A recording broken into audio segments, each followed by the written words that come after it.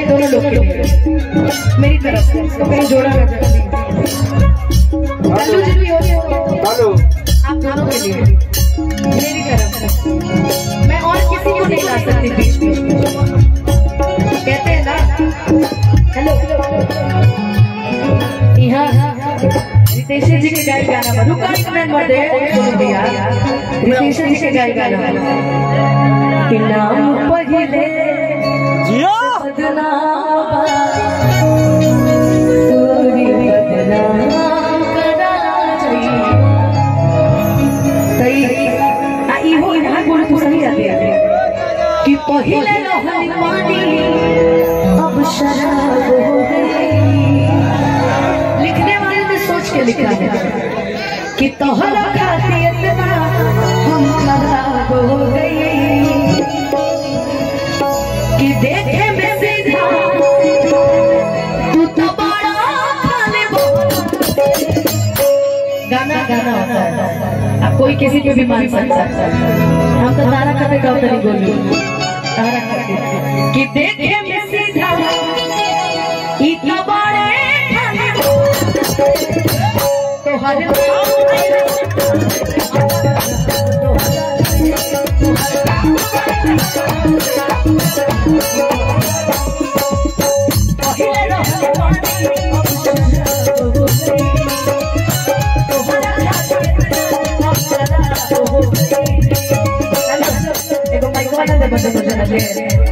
अपनी अपनी प्रतिक्रियाएं रखेंगे लोग भाई। एक और अनुपमा के दिल में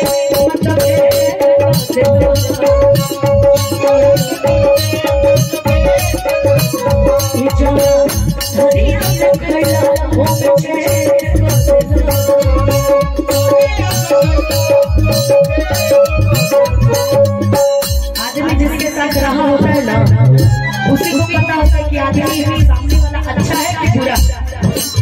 जो नहीं जानता उसको जजमेंट करने की कोई जरूरत नहीं कि कौन कैसा था कौन कैसा नहीं था, है ना।